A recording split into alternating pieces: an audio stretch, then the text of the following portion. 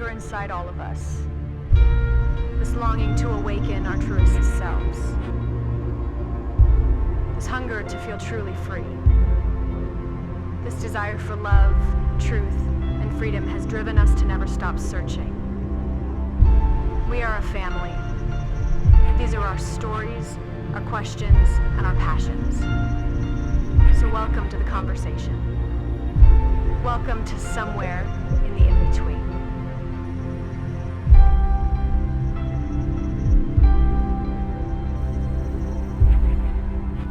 Well, hello, everyone. Hey. Hi. Welcome back, ladies. Thank you. Yes. So today I'm very excited because we are talking about meditation. All things my favorite meditation. topic. All things meditation, because a lot of you guys have been asking us, okay, how do I even get into meditation? What does meditation look like? And the reason why we want to share is because all of our practices are so different based on our personalities, based on my personal attention span. Like there's just so many different ways to do it, so many different avenues. So we want to talk about today of why we got started and like, what does our practice look like?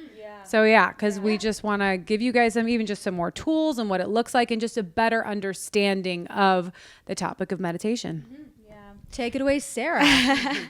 Well, mine kind of started probably about, honestly, almost 2.5 years ago or so, where I had a friend that I saw here and there anytime I would come back to Nashville. And his trajectory just changed all of a sudden. And I had known him working at Starbucks most of the time. I had known him, and when I came back at one point, he was like writing #1 hits and had a huge deal and had was just killing it. And I went up to him at a party one night and I was like, "What happened? What did you do?" Yeah. And all he said was meditation. And I was like, I hadn't really heard a ton of people talk about it yet. Just, more so back in the day, like coming from the church and all that, where it was like, if you're doing yoga and they meditate, do not skip over that part. Demons will enter you. Yeah, we have a lot of jokes about the demons waiting in hell. But there was just this. There's so many places we can go there. Oh, man. I'm like, do I bite my tongue or do we go for it? I think I'm biting my tongue here. But that was my experience with hearing about that and avoiding it, and so that kind of just sparked my interest a bit. And so I downloaded the Headspace app and tried to get started in that, and probably made it through like day 3 of the 10-day trial or something. Like it just didn't do much for me. And then when I kind of hit my place of the rock bottom that we had talked about in another episode, where I just needed a sense of peace. Like I was not reaching it through anything else at that point. And so I had a friend who told me about a type of meditation that's called Yoga Nidra, and it's actually where you literally, it's okay if you even fall asleep during the meditation. Wow. So you just turn it on and you go into as restful of a state as you possibly can. They literally tell you to lay down, get into the most comfortable place that you can, and in that, it kind of took away a lot of the I have to do this and then I have to do this and I was like, well, if I fall asleep, I fall asleep. Right. This is great. Right. Like it took the pressure off. Yeah. And so I did that for a while, and then I ended up getting into, when I started reading Joe Dispenza's book, Breaking the Habit of Being Yourself, he then goes into more a different type of meditation that I'll explain about later on. But in that, I was then starting to do his, that it gets into like this theta brainwave type of meditation. And I felt like my life completely changed then at that point after I started doing those meditations. And I basically made a commitment to do it like at the start of the year. I just was like, my only New Year's resolution is to meditate. And I ended up doing like his meditations. Some of them are an hour and 20 minutes or so. So I was doing that. And then I would like rest for a little bit after that, like just kind of turn on some like chill music and still like kind of just stay in that state. So it was about 2 hours a day, which I know for a lot of people is not necessarily doable but for where I was at in my life right at that point, like it's kind of the main thing I was focusing on. And after about 3 weeks, I'm not kidding when I say like I felt like a completely different person. Wow. 100% felt like a different person. And the way I was interacting with people was different. My responses were different. Not from me really even trying. Like I felt like, genuinely, I felt like I was going to fly away sometimes. Like I was like euphoric a lot of the time. Like I just like, I almost had to like ground myself a bit because I was like, felt a bit like I was like floating away or something. Cause I went from this place of like, really, like I said, like a rock bottom to then like committing myself to this practice. And it really completely changed me. And it also, I would say like, just changed my perspective of even like, I guess like, you know, in the, you know, growing up and having this thing of like, oh, let's spend time in God's presence, or let's, you know, that whole concept or idea changed when I went into this place because I was like, oh, this isn't separate. This is all one. Like this, I'm just constantly in a place of, it just feels like heaven. Like I just feel like I'm, you know, like the minute that you kind of take away that like chatter and that like all of the noise going on, there's nothing left but just oneness. Yeah. Well, you realize there you're fully connected to the divine. Yes, And you were never disconnected. Exactly. It was all here. Exactly. Right? So The only disconnection is because of us. Yes. It's our because of our belief mind. system. Right. Exactly. So we don't know how to be in tune. Yeah. But like you said, when all that fell away, you realized what was there the whole time. Right. But was being covered up by the constant chaos and chatter of our minds. Yeah. And there were times that I like right at the start of it, like I would try to go to a coffee shop and sometimes I would just break down crying because I just was so overwhelmed with what I was starting to see and what I was starting to feel. And it was like, it is like the feeling was like a coming back home feeling that I had craved for so long, yet never knew how to get there. And all it took was laying in my bed and just being silent and this like a solitude time. And I definitely felt unfunctional for a bit, you know, but it was like, it really was like this like jolt or this shock that I needed to my system just to really, I mean, that everyone who asks now, like what happened, what changed, because there was like a very dramatic change in just who I am and how I engage with the world now. And that is absolutely it. And I recommend it now to literally everyone. I feel like I'm like a broken record at this point when people, I'm like, I know you can try to go these other ways, but I can't tell you enough. This is, I believe, has been the answer for me. And it's for people that are spiritual or not spiritual. Yes, absolutely. It's for everyone. Exactly. You don't have to be a spiritual person to like this practice. Yeah. This practice is, it's mind renewal. Yeah. It's silencing exactly. the noise. We all experience noise. It's silencing the chatter. Yep. Because when we are able to sit in silence, it's amazing what comes up. It's amazing what you can hear. It's all of that. Well, because I feel like if we don't learn to do this, we live in this constant state of unawareness of maybe our inner voice, what's really going on inside of us. And then we just keep piling on the noise and the chatter a lot of times to kind of try to disengage when we feel things come up like, oh, okay, what can I do? Oh, I can run to my phone, and we keep our minds busy, and I can run to social media, and I can run and hurry up and turn on, a bunch more movies, and all those things are fine. Right. But when you're using it to kind of silence what's going on inside, and I think that's even, you wonder why, you know, it's easy to kind of look at meditation or the practice of meditation and just go, no way. Let's just kind of villainize that or demonize that. Or even going, there's no way I could do that. Right. Because subconsciously, I think we know if we were to embrace the silence, to quiet our minds, I think some of us are scared about what we're going to hear is really under there. Yeah. And I think you become a bit more aware of to me, the connection with the divine, the connection with God, with heaven. But you also become very aware of kind of the ego, the human self, the things that don't belong and the things that have been occupying space that maybe are kind of saying, hey, it's time to look at these things and let them go. Right. But I don't know. I've never been able to find those places fully without silencing my mind and entering a version of meditation. How can you hear unless you're listening? Absolutely. Right? Yeah. So I think meditation is simply the art and the practice of listening. Yeah. Oh, 100%.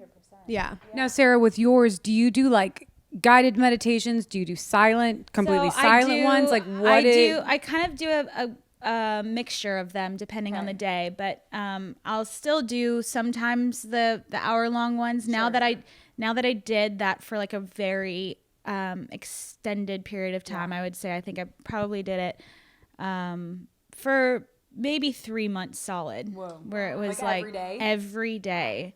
And I actually felt like I had to kind of, it's weird to say, but I felt like I actually had to like tone it back a bit because I, in a way, felt like I like was floating away. That's the only way I can describe it. But when you're in that state every single day, you really are, you're tapping into a level of like energy and space that is very potent because we don't spend that type of time doing it, right? And so it can become overwhelming a bit, you know, if you like don't ease into it, you know. And so I really laid that foundation, and so now, like, you know, there will be times that I would say there's probably once or twice a week that I'll do like an hour-long one, and then every day I kind of just at this point know kind of the pattern of what I need for that day.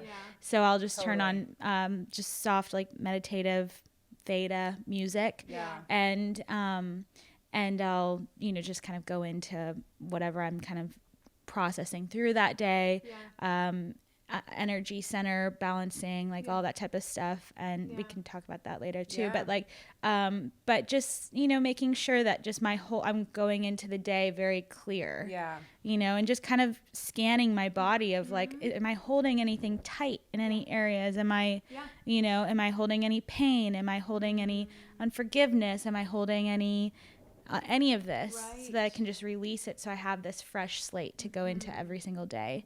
And then some days, like, I'll do a guided meditation if I need something more specific. And a lot of times I do walking meditations too.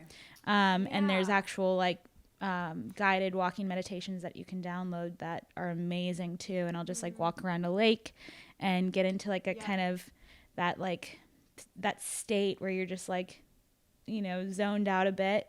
And the level of like just kind of revelations or weird like ideas that I had never thought of, like that's when they start just pouring in. So it's crazy because it's like when we finally give ourselves that space, I feel like our brain finally does like what it's wanting to be been doing for a while, you know, instead of constantly being stimulated by something else. We're almost leaning into having a fasted mind of going, I don't need all of these things to stimulate my mind.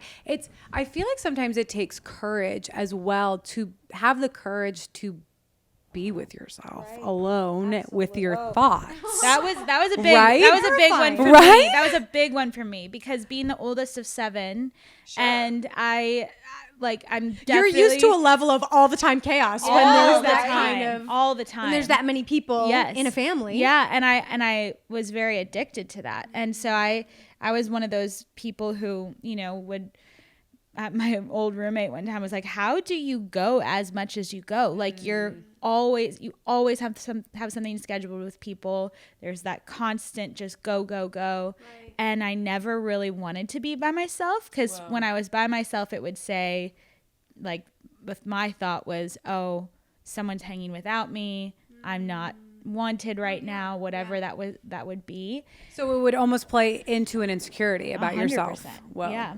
And finally, when I went into this place, I actually heard this someone talk about, it's not about, like, when you reframe loneliness into solitude, when you say instead, no, this is not me being in a hollow place. This is me choosing this empty space for myself, for my own, like, so that I can use it to, and better myself or whatever, and invest into myself versus seeing it as something that's like lacking, and the minute I started looking at it that way, I would get invited by so many people, of course, at that time, is when usually then you like, everyone's like, can you hang?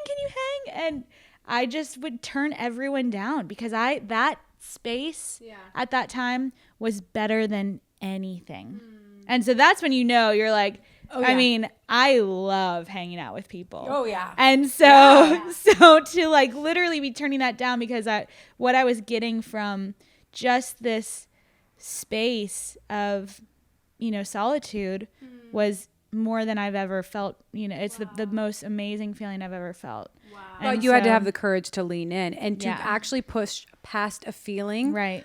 That is normally the place where we stop. Right, exactly. We stop at that feeling that catches us. Like, oh, this just isn't for me. Oh, I'm feeling this. I'm feeling tense. I'm feeling scared. Oh, the meditate, that's not for me. The quiet isn't for me. Right. But a lot of times when we push past that place, that's where that release is. That's where that moment is where you're like, oh my gosh, this is amazing. It is. And I know, like, even for me, like that was a whole idea, even with like just downloading that Headspace app or whatever. Like I just was like, my brain's not shutting off. Okay, I'm just not going to do this. And it wasn't until I like pushed past it, found what worked for me, that then I was like, oh wait, this is incredible. And it is about finding what works for you, because I feel like when all three of us are like, yes, we meditate, but they're three completely different versions of meditation. Because like, okay, so let's go with mine.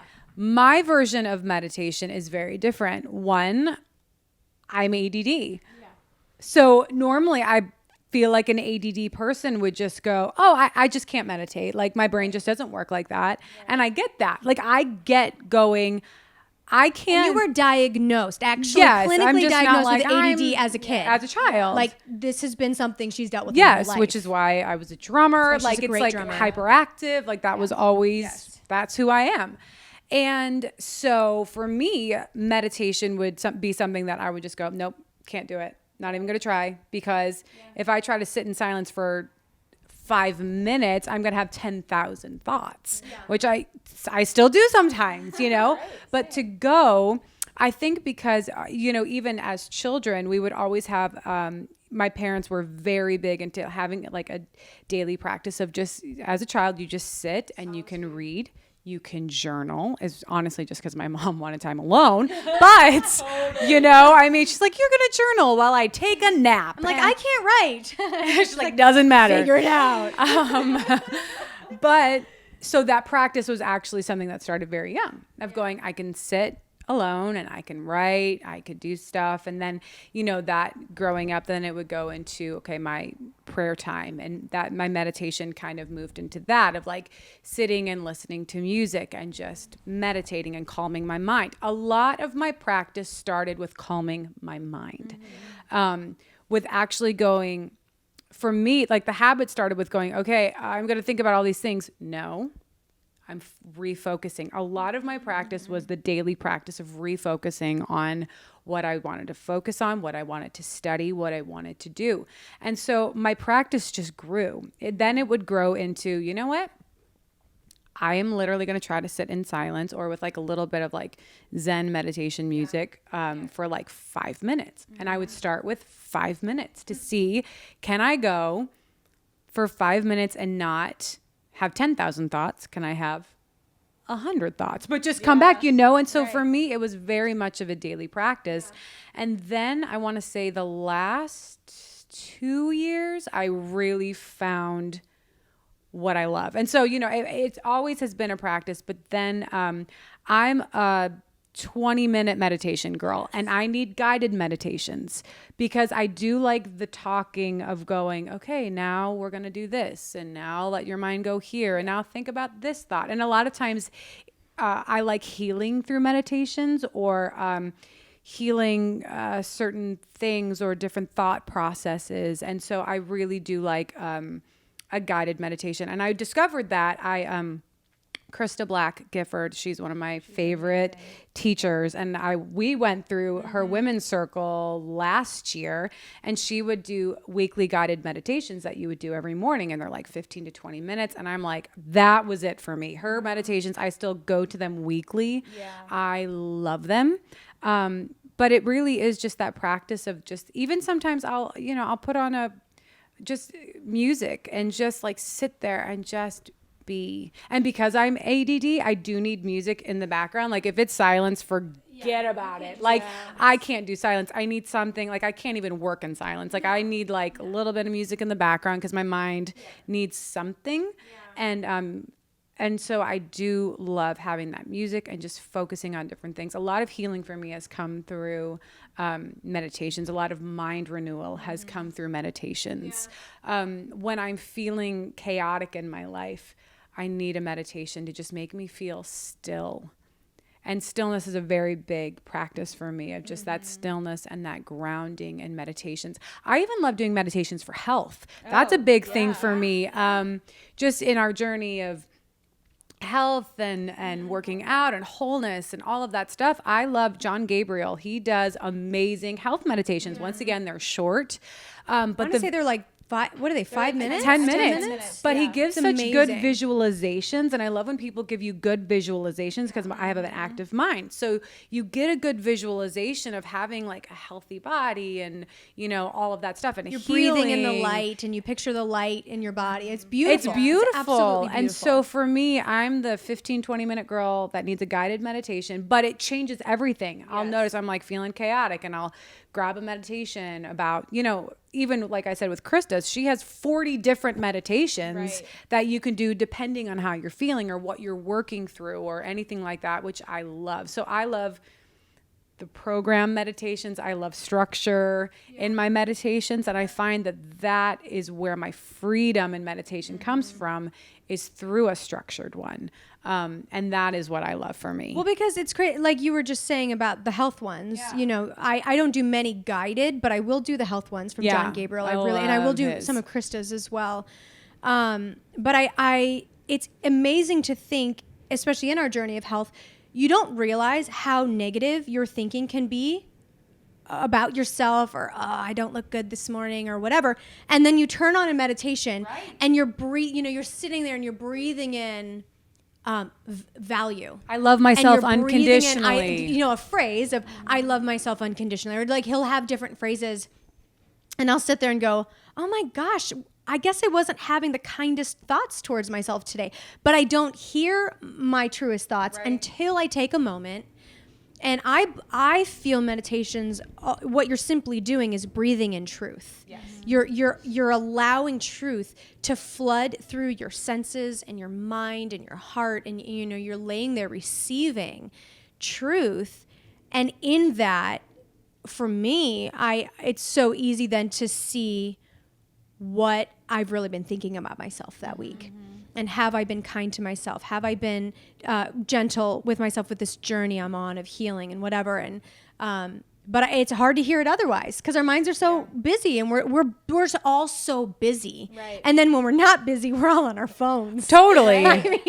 So we don't really sit in that kind of silence. But I love that idea of when you said it's like you're breathing in the truth, because what I notice is a lot of times, say you're trying to have a new thought or create a new path in your brain, and it stays very much in your head, right? So if I'm just doing that and I'm doing that work, that's great.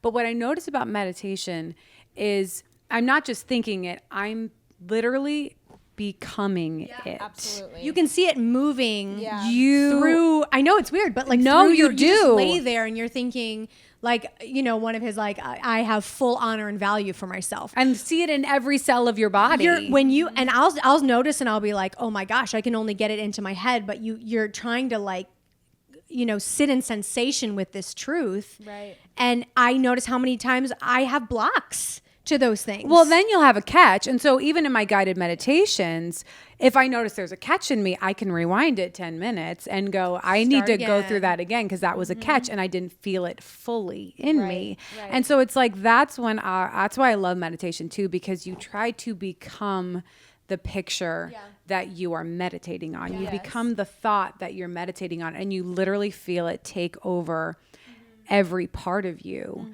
And then it becomes not just a thought anymore, it becomes a truth that you live out. And that's what I love about, you know, those meditations is it becomes so much more than just a thought. It becomes a part of you. Right. Oh, 100%. Yeah. And I think for me, that was why I felt early on I really needed this. And it was before they used the word meditation. I mean, I'm sure they used it. It didn't just originate in 20. Just invented the word meditation. You're like, because I just heard it just started. We should copyright it if we invented From it. Alyssa.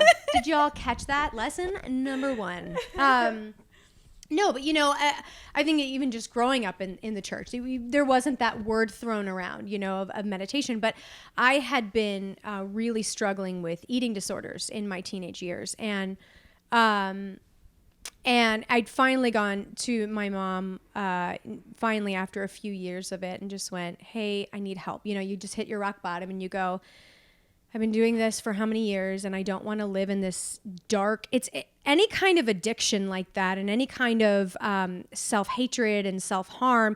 It's like your own little world, and you live alone in this cave of your thoughts of self-hatred, right? And you know, I was at that point 4 or 5 years in, and I just went, how will I ever escape this? I had built up so much around me, and you know, people had tried to talk to me about it, and you just deny it up and down, and you're like, no, I'm just, you know, just getting healthy, you know, whatever.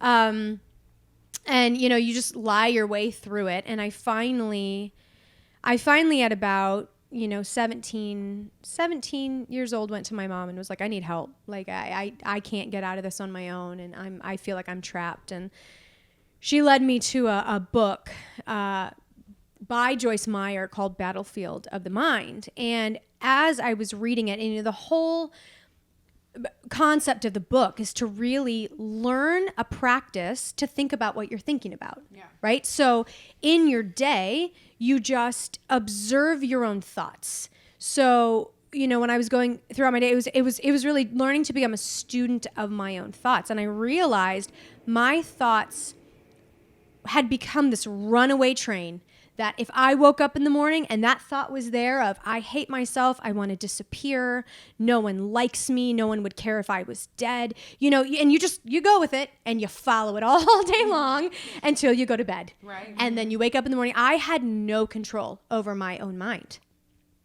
And you know, there was some wounds from my past that were contributing to that. There were some traumas, some different things, that were contributing to this kind of runaway train in my mind of self-hatred. And I began to, not really because anyone necessarily taught me. I mean, my mom was really the one that walked me through a lot of this. But I began to get truths. You know, for me, it was a few verses, in scripture that I liked, and then a few other like quotes and different things. And I would handwrite them out, and I would put them up on my mirrors, you know, on the fridge. If I opened my purse, it was right there. And I began to spend my days looking at that. And my version of meditation in the beginning is I would have one written out, and I would stand in the mirror and I'd look myself in the eyes, and I would speak truthful words over myself.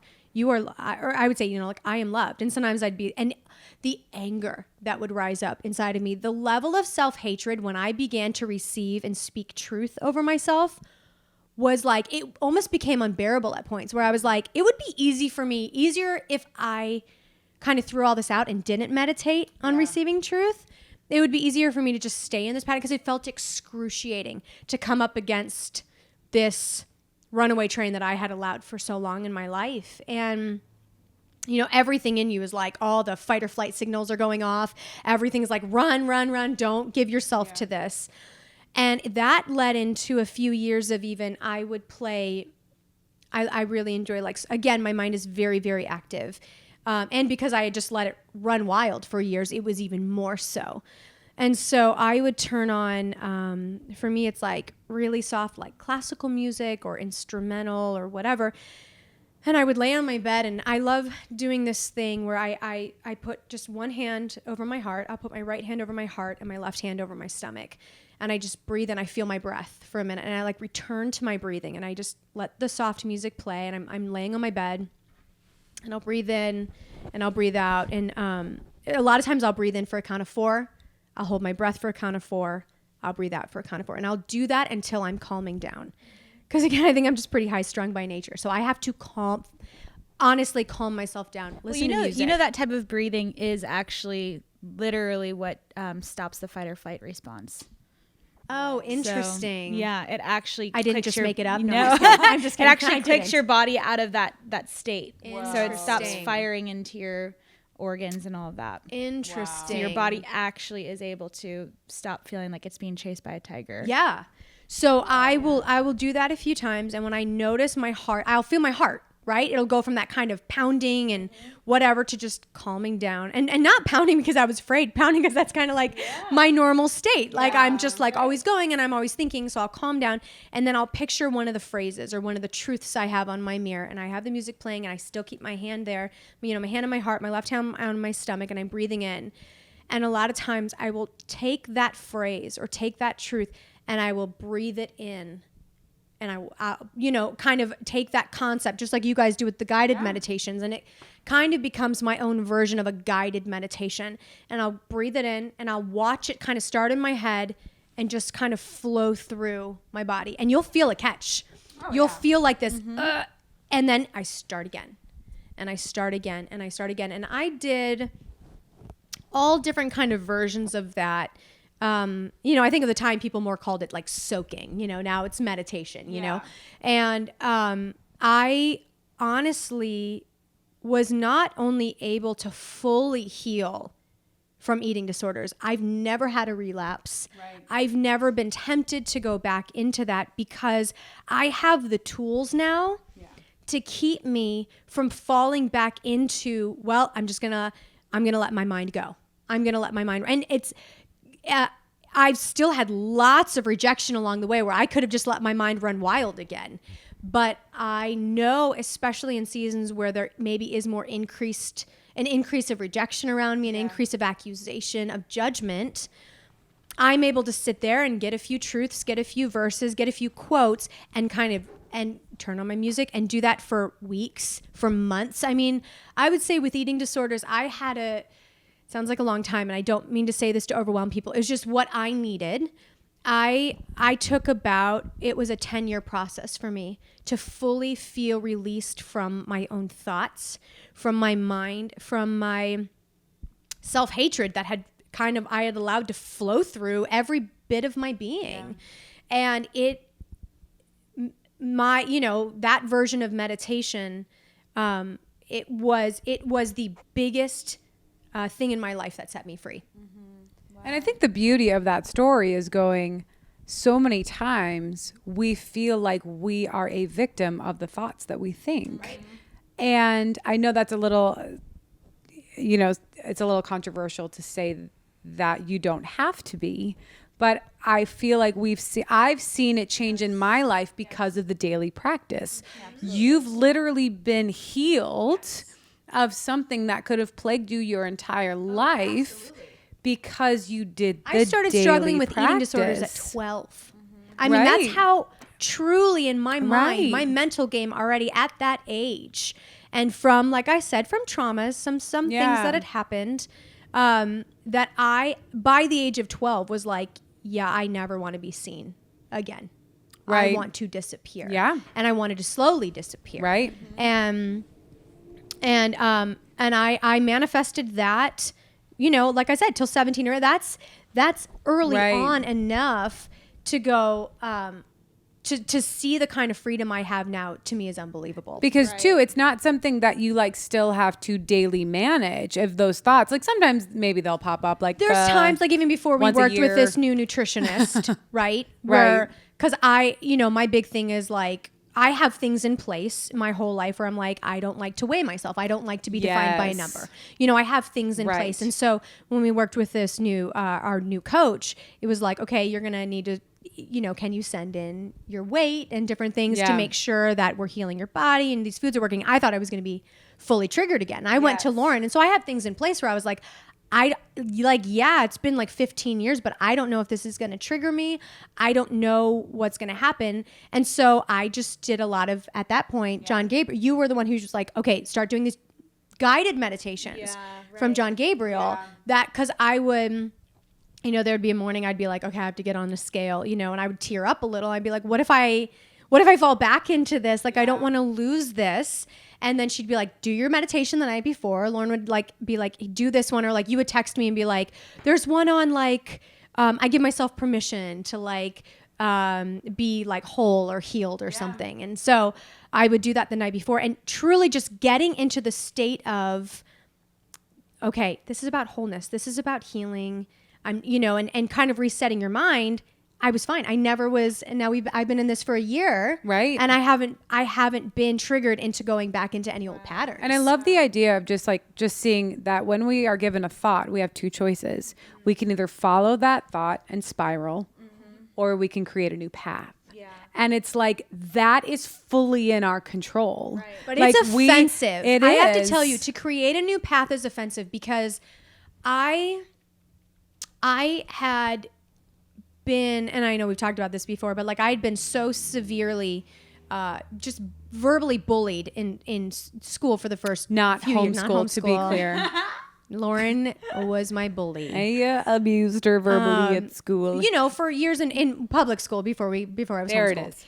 And, you know, like I said, it was the same things every day. Every kid, you know, like, you're ugly, you're fat, you're stupid, you're ugly. So you hear that for 4 years, you know, 3 years. And when I started to try to capture my thoughts at 17 through meditation, I honestly was so angry because I actually felt like I was going to force myself to believe a lie. So when I would lay there and meditate on what everyone was telling me was truth, you're valuable, you're worthy of love, this anger would rise up inside of me and go, well, I'm just going to give myself over to a lie, but everyone's going to still be rejecting me. Yeah. So it's easier for me to keep believing I'm not worthy of love so that I don't get hurt when someone rejects me. Mm-hmm. And so it was this constant battle of, well, like, I felt like it was like drinking poison to like meditate on, quote unquote, what I thought wasn't truth, but everyone was telling me was truth, that I'm valuable, I'm worthy of love, I deserve to be here. It felt like I was losing a battle. I know that's weird to say, but it felt like I was losing. And that by keeping my stake in the ground and by just letting my mind run wild every day and just following it, it actually gave me a version of feeling like I was winning. And I know that's weird to say that, but it was really hard for me. It's almost like I had to deny, in a weird way, like break up with a part of myself if I was going to have to become this person that believed she was actually worthy of love, that actually believed she was pretty, that believed she was beautiful.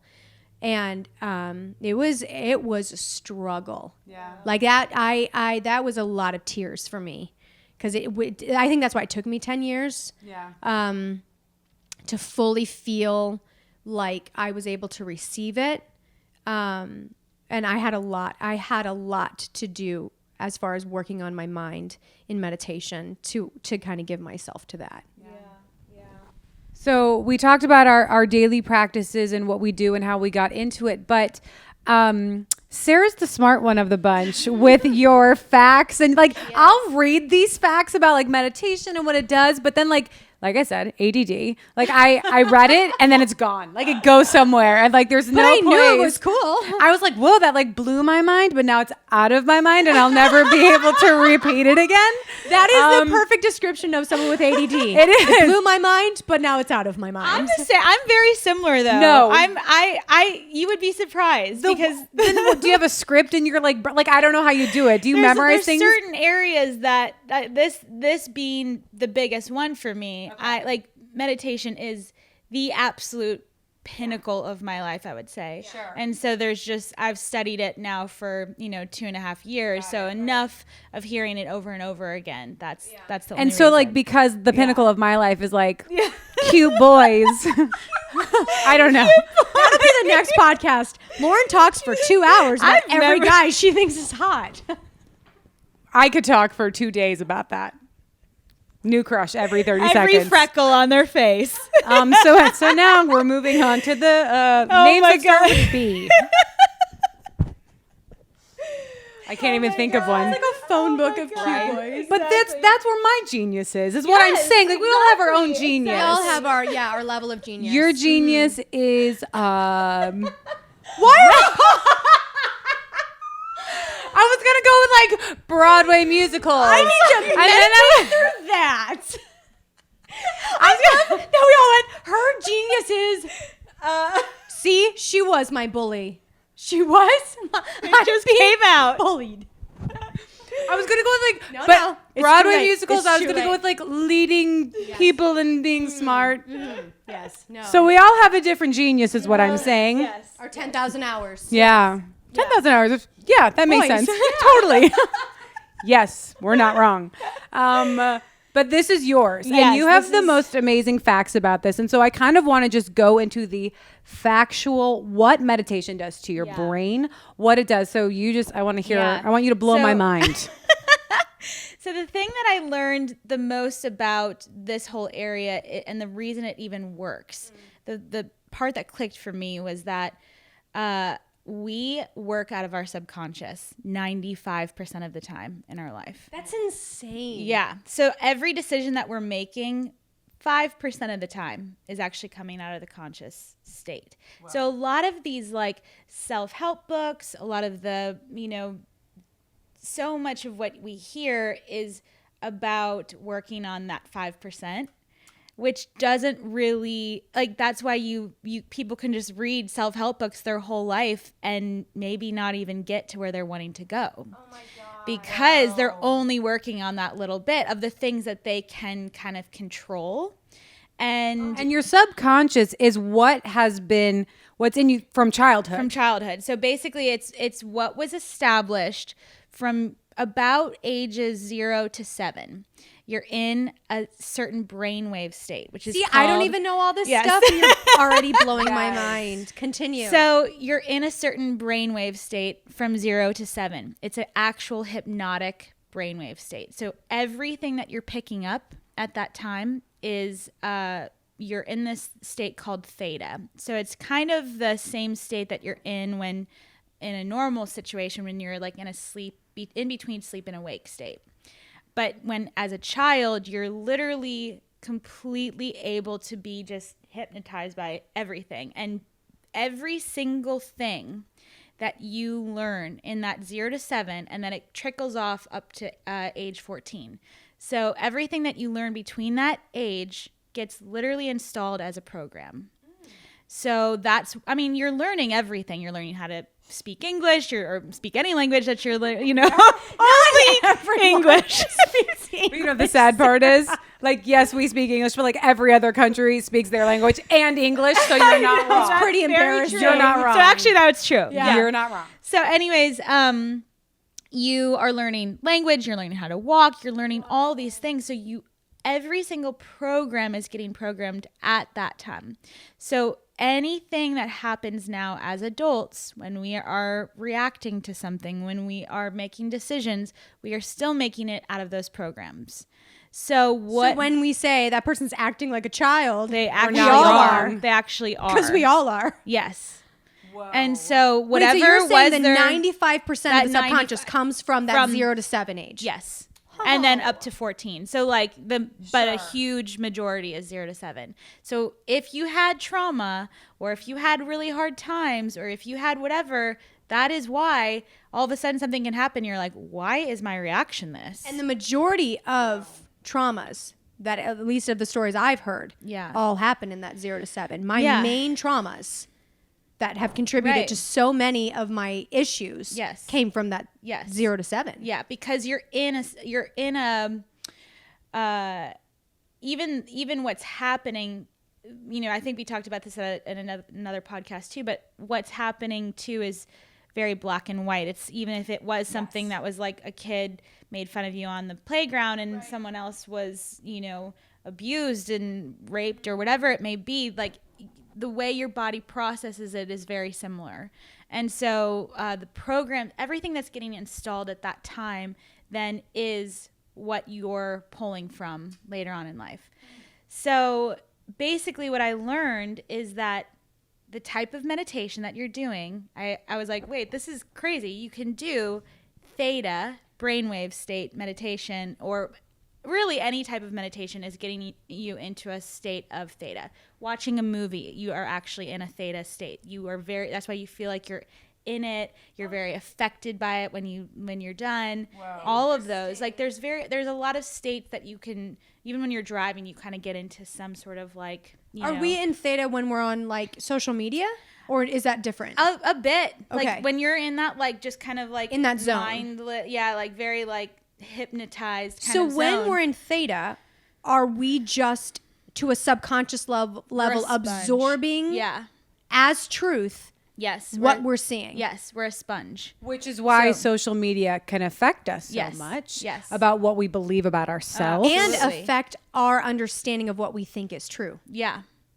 Yeah. So, but you still are working out of those original programs. Right. Okay. And so a big thing that I learned was that if you are able to learn how to get yourself back into that state and look to see what programs you have installed, and then just say, you know what? Okay, this is how I react to this. It's very immature, or it's very, reactionary in a weird way or whatever. That putting in a different program, it's literally just pulling that program out and putting in a different one. It's as scientific as that. It's literally firing and rewiring in your brain. Like you actually, like you are constant. They show that you are constantly firing and wiring new systems in your brain. Can you hold this as I do all my hand motions? Do you want to use your hand motions? Keep going. So you are constantly firing and wiring new pathways in your brain. And if you are, this is what I learned in this Joe Dispenza book of Breaking the Habit of Being Yourself, which is what you were actually talking about, where you're like, there's this part of you kind of you're like, well, this isn't who I am. It's actually everything that you do in your life. You kind of have like the same morning routine. You have the same type of thoughts every single day. You have all of this. There's a part that you continue keeping your life the exact same because you continue to act the same way, and those actual wires keep rewiring in the same way. So if you go in and literally say, oh, you know what, this is how it usually fires, I'm going to actually decide for it to wire in a different way. I'm going to say, no, actually the response is this now instead. Wow. And if you keep doing that every day and keep replacing it with a different fire, or how, you keep connection, you actually are slowly but surely rewiring everything. Yeah, rewiring everything that's going on. When I was getting through that season of eating disorders, I couldn't just do one time a day. Yeah. For me, it was 30, 40 times a day. Yeah. I was not laying there meditating, obviously, for a half hour, but even for 5 minutes. I would run into my room and meditate on that same exact phrase. Yeah. Because I would notice if I didn't hit it really hard in the beginning, I I was constantly falling back into it. Right. That's But interesting. knowing that we can create new pathways. Yeah. If we don't like how we're reacting, Right, if we right. don't like how we are seeing Yes. certain things, Yes. we actually have the power scientifically Yes. to make new pathways in our brain Yeah. to change who we are. Yeah. That's so Literally, powerful. literally change who we are. But even Joe Dispenza in and of himself, his Yeah. story is amazing. Oh, He it's healed amazing. himself. Didn't he Yeah. like heal his spine from Yes. something Yeah. just by I think meditating? a car accident or something, or hit by a car. or Yeah, something it was like something that. crazy. Yeah. Literally, Yeah. just by meditating, just by having those thoughts, he literally actually healed his body Yes. in doing that because he knew he can create even new pathways physically to heal himself. Yes. Yes. Which is because the amazing. way your brain is wired is sending then all those, signals Signals, down yeah. into your body. We are the most And divine created crazy. beings. It's It's crazy. insane Yeah. how we were all created. Yeah, exactly. So then that was a whole revelation in itself. And I think that's what then I really started seeing. Oh, when I'm doing these types of meditations where every single day the type that I was doing was, it's 15, 20 minutes of just simply getting your brain into that very like theta type state. And then it goes into like, what are the habits that you're wanting to reprogram in your day. So the type of meditation that I'm doing is not always just like clear your mind. Sometimes that's awesome. I do that here and there too. But a lot of it, for me at least, like it really helps giving me something to do. Completely agree. And I needed that. And that was after doing it, like I said, only for like 3 weeks, all of my reactions started changing. And it wasn't me trying. And that's what I think then in going back and like looking at these other like ways that people kind of solve or try to solve their behavioral problems or whatever, and it's very intellectual. It's very like I gotta think through this, Well, and it's I like gotta muscling your way through it Yes. as opposed Yeah. to becoming it again and Yes. knowing that you can create a new imprint on your mind. Right, exactly. Because muscling your way through it will only get you so far. And it does Right. get you far. Like there's a lot of Yeah. times we got to muscle through life. Yeah. But to create a new pathway, Yes. so it's actually a part of you, that's why we do this. Yeah. That's Right. why we do this work. right. You know what else this kind of gets rid of? The argument that, and I just keep thinking of this as we're talking. It gets rid of the argument that because you acted a certain way towards me, you made me respond like ... fill in the blank. So because you're an annoying person, Thank you. I'm going to be really cruel to you. But I wasn't cruel to you from what was inside of me. I was cruel because of you. Yeah. That you caused me to be ... And if I wasn't around you, I wouldn't respond this way. Right. But the reality is, according to what you're saying scientifically, whatever comes out of us is what was inside of us. It's the imprint of our life. Yeah. And if I don't like my response to a certain person, to a certain kind of, to a certain situation, I think the first thing is going, somewhere there's a program inside of me that when I get around a certain person, this program manifests, this part of me. And can I own it and go internally and do the work so that I'm not spending my life, again, getting rid of every person that causes me to manifest things I don't like about myself. Right. But the reality is it's not what you're receiving. It's when the pressure's on, who are you? Because if it wasn't in you, it wouldn't be coming out. Right.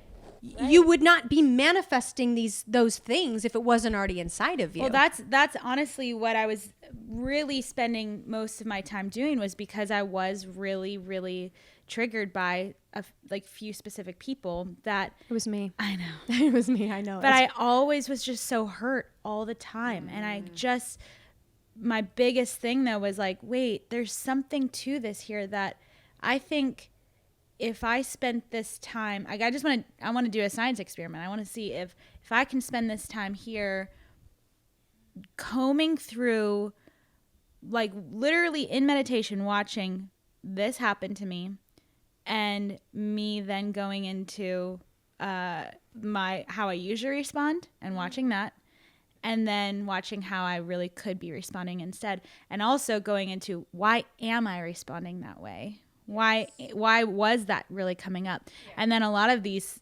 times I'll all of a sudden some flash from my childhood will come up, and I'm able to like comb through that and forgive that situation.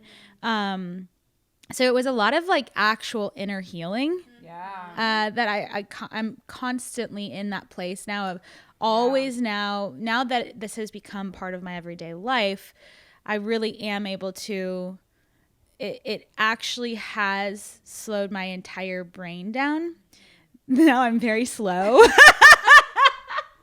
You're just so zen. That's so zen. That's why, like, when you start talking, I was like, whoa. I'm still like, I'm ADD.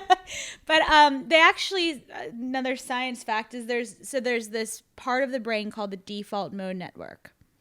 And it's the part of the brain that's kind of, it says this is you. It's the ego. It's the kind of the part of the brain that is very loud. It's that chatterbox. It's they call it like the monkey brain basically or whatever. And they have shown, they've done studies. Why are you laughing? Jokes about monkeys. I can always feel when Lauren has a joke, and then I'm always like, don't do it. And then I just start like laughing because I know you have a joke. I have a joke for everything. I really have to limit myself here. Continue Anyway, talking keep going. about the monkey brain. The monkey brain. But no, just that, that constant voice in your head. Yeah. That really is a lot of times not even telling us the truth. It's just constant. Yeah. And so they have shown though that the more active that part of the brain is, the more anxiety you have, the more depression that you have, the more that it's just that it's not as healthy of a person if it's super, super active. But they've shown that like very well seasoned meditators now, that part of the brain, even not when they're meditating, just in normal states now, it's just quieter. Wow. And way less active. And so you're able to actually sort through things easier on a day-to-day basis, not just like, so it's not just like about just that time of meditation and I have my little time of solace. It's like your actual brain is literally getting better. Yes. Physically getting better. Yep. And physically able to sort through things so much easier. And I think a big thing for me is that throughout life now, as these different things happen, I don't have my, like, I still feel sometimes an immediate reaction, but I'm able to see, oh, that's where that came from. Cool. This is how I'm going to respond.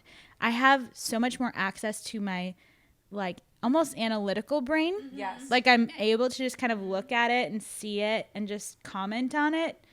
Like, be like, oh, that's that. Versus like, I don't have a charge. It creates an awareness. Yeah. And I've even noticed that too. Like if something comes up, and if an emotion comes up, instead of being like, it's all that, and sometimes, we still have moments, we all do. Yeah. But with meditation, you realize when something is more, I want to say outside of you than a part of you. Yes. And you can look and go, oh, that's where that thought came from. Right, exactly. And you're able to sort through it to figure it out, to either heal it and figure it out better the more you meditate. Right. And I think it's very powerful. It really is. And I think that the sorting process, that's the biggest key, has been that for me, has been, I didn't ever really feel like I had a lot of access to that very critical, like analytical brain that could just kind of sort through everything. And now it's like, it's very peaceful and it's very just like almost matter of fact. It almost swung to another side where I'm just like, oh, why have an emotion here? This is just this, and versus I used to just every single thing was so intense. And they actually have shown too, they've done another study that is with pain. So they tested people who were active meditators and not active meditators. They were not meditating during this study, but they had heat put onto each of their legs. And the meditators had to actually have higher levels of heat to actually feel the same type of pain that the non-meditators were feeling. and at the, So their threshold for pain was much higher. Threshold for pain was much higher, but what they saw was actually in the brain, the part of the brain that fires for the non-meditators that says this is pain, like this is pain, and ouch, this hurts, and has commentary on it, and all this, like the emotional charge happens at the same time. But for the meditators, it doesn't happen at the same time. So they're actually looking at the pain kind of without judgment in a way. Like almost there's not an emotion. The emotional pain. charge There's got no taken. narrative No to the pain. narrative. Yeah. Whoa. Yeah. So it still happens. Yeah. Someone still literally inflicted pain on their leg, but they are not looking at it the same way. I feel like for all of us, we've learned through meditation, we've discovered that you're able to more respond than react. Yes. That's one of the biggest things for me. That there's a choice. When something comes at me, and instead of kicking into fight or flight and going, I gotta fight back and I gotta defend myself at all costs. Or I gotta run away as fast as I can. Yeah. That something's it's almost like like the thought process is a little bit slower now. I'm not just jumping to a conclusion, or I'm able to sort through and go, is this moment about me or is it about the other person? If it's about the other person, I'm going to give them grace. Yeah. Maybe I'm going to step away. I'm going to put up a little boundary. They don't even need to know, but like you're able to kind of, pain doesn't have the same power over you that it did before. Yeah. And that's what I love about this, because there is no way we're going to go through life and not be experiencing a lot of pain. Yeah. It will be till the day we die. We are on earth. Physical pain, emotional pain, all that kind of pain. But now I feel with just kind of bringing in more the practice of meditation and getting our minds more calm and receiving truth, now you're just kind of able to see it maybe from a higher place. I feel like it's perspective, actually. It's true perspective comes in life through meditation. And we can extend perspective to other people too. Yes. Instead of holding people to such a high standard of, it's your job to make sure I'm not triggered. It's your job to make sure that this thing doesn't come out of me. You have to speak to me so I'm always feeling valuable. You have to speak to me so I never feel ugly. It's just true self-management. Exactly. I don't need people to manage me anymore. Right. That I feel like this has given me the power that I'm always managing me. Well, that is the biggest thing that I've brought into my everyday practice now, is that when if I have that reaction come up, or maybe there's like some type of conflict or whatever, that I will sometimes just step away and just say, hey, I'll talk to you in like half an hour or an hour or whatever. Yeah. And I will take whatever that reaction was that just came up in me and go into meditation and kind of comb through it and be like, what is going on here? Because I'm so angry at them. But there's an alarm going on the inside of me. So I literally now, every single scenario that happens in my life is an absolute opportunity and portal and learning experience of invitation. Like, it is to say, oh, okay, actually hold up, BRB. I come back and I'm like a different human because I all of a sudden have seen the perspective. I've seen like, oh, okay, so when I was little, my mom and I, like, she like snapped at me here, and so then I felt invaluable, whatever it may be. That I'm coming, that brought up that was what it was triggering, is that spot. And that's why it hurts so much. It wasn't what they're doing. No. And that's why sometimes you have these like wild responses to things that may not even be garnering that type of response, Yes. And like you're kind of taken aback, but then you're like, but this person, it's just because they're always so hurtful with their words, And it's like, well, you're actually pulling from a way deeper source. And that source is calling out to you through these other areas that are pushing up against it. Yes. So if you can just slow down, look into each one now. And sometimes I don't even have to go lay in bed now. Sometimes it's just... Sometimes it takes 5 minutes, 30 seconds. I can do while I'm driving now. Exactly. I was in a conversation recently, and I was like, you can feel it. You can feel the wave of the alarms are going off. What is going on? It was someone I really love, and I know they love me. But it was just that alarm, and I was like, what am I feeling? And so... I just, you just sit there as you're having this conversation and you just tune in. I'm going to think about what I'm really thinking about. Now what's up here, but that's subconscious, but what am I reacting from right now? And you're just able to kind of go da, da, da, da, da, like real quickly now, and then extend grace. Cause I could feel this judgment coming up inside of me of going, this temptation to just judge this person and go, they just don't get me. They don't get my season in life, and I'm just going to write them off, because it's easier to do that than to really figure out what's going on inside of you. Right. And now you can take the moment and think about what you're thinking about, process through it, and always at the end of the day, I'm able to extend grace to that person, grace to myself, and sometimes put a healthy boundary in of going, we're not going to have that conversation again, or whatever it might be, if it really is coming from them. And you kind of learn to navigate that. It's not always fully one-sided on either side. No. But moving forward, that constant state of being aware and that meditative state and that peace, and really partnering with that, it changes the game. Yeah, I've genuinely never felt more peace in my entire life. Totally. Like I feel so, like, kind of just you kind of go into like a little bit of a flow state where you're just like, this is just like, things can happen, but it's you're looking at it like in that pain way. You're looking at it just, objectively a bit, just like, oh, well, this is what this is, and this is how I'm going to use it. And, and it's coming up for a reason. And so you're never then resistant of it. Even in the moment, there can be a slight feeling of that, but it's just more and more just kind of slowly gets quieter and falls away. It for sure helps you navigate life with people. Yeah. Because you will never have a life without navigating. Right. We're all messy. Right. We're all all of us. Yeah. So these are beautiful tools to kind of help navigate this beautiful, messy experience we have with one another. Yeah. Instead of just trying to destroy everyone that's not helping manage you. Right. How about we just manage ourselves and learn to navigate it? So I think that's our story. Yeah. And that's why we're so passionate about this. This has brought us so much freedom.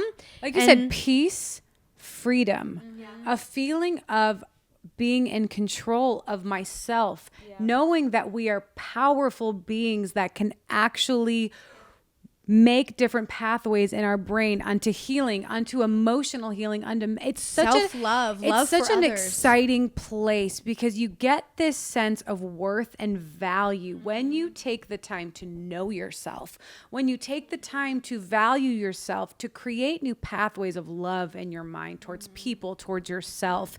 It's a very empowering place, and it can start with 2 minutes a day. It can start with 5 minutes a day. It doesn't have to be a huge practice at first if you're scared. Start small. Find what you love. There's a lot of good resources out there, a lot of free resources out there on YouTube. Find a good meditation video for 5 minutes, Yeah. So it's out there if you're going to have the courage to step into it. And I will say too, you said something about, something with like offering love to people as well. Like it grows love within you, love for people. I've even started in the past 3 years doing a meditation that I kind of lead myself through, but of meditating over people that have really hurt me. And, because so often I noticed, I was like, oh, I can meditate for what's coming up in me. But also, there's certain people in my life that there's so much rejection from them right now. And I was noticing my mind was running away of like, fine, then I'm going to judge you back and I'm going to write you off and you're going to be like the villain of my life. And I'm going to write this story. And I went, wait, I know this feeling. This is what I did towards myself. I villainized myself and I don't want to end up doing this. I don't need a villain. I don't need a bad guy. How do I stop this? And so I think it was in A Return to Love, Marianne Williamson, where she said 5 minutes a day, sit there and pray for the person's happiness. Pray for their happiness. And I went, oh my gosh, that sounds like a meditation to me. That sounds like exactly how I set my... I said, oh my gosh, that sounds terrible. Yeah. And it's excruciating, let me tell you. It's excruciating at first. When you have all the evidence that these people have destroyed so much of your happiness, right? So that is the reality. But I didn't want anything to take root in me with darkness and hatred and rejection. I didn't want to, they say, don't become the very people that have harmed you. Don't, like, you can stop that. And to stop it, I had to tell myself a different story. I had to create new pathways. And I could feel those pathways were starting to be created, of the villainizing and the anger and all of that. And so I sat there probably for the past 4 years, and especially when I'm at my angriest, I will go up, if I can, I will go up to my bedroom and I will lay there for a minute. I will picture different people and I will just pray. And I would just say, oh, I bless their happiness. I bless the path of their life. And in the beginning, you feel the same kind of, no, that fight or flight, don't do this. And the more I've done it, it has created, again, such a peace inside of me that, because I don't want to carry around that darkness inside of me. I've been working all these years to bring in the light, to bring in peace, to bring in joy. Well, then all of a sudden, if I'm going to, so it used to be self-hatred. And so I think the temptation is, well, I got to find someone to hate. I got to find some kind of chaos to live inside of me. And so the temptation is to then, well, it's not going to be inward, but it can be outward. No, we have to stop that too. And to me, meditation also can rewire that part of your brain. And you just begin to bless those people's happiness, bless their joy, bless their journey, whatever they're going through. And I've been in that practice now for a few years of creating a new pathway in my brain so that I don't fall into that. So again, it's freedom for ourselves and it's freedom for our response to others. Yeah. So there's a lot of practices. If you guys have any questions, you can always DM us about on Instagram for anything. But hope you guys liked Sarah's genius when it comes to meditation. Hope you enjoyed it. Yes. We will see you next time. Bye. Bye.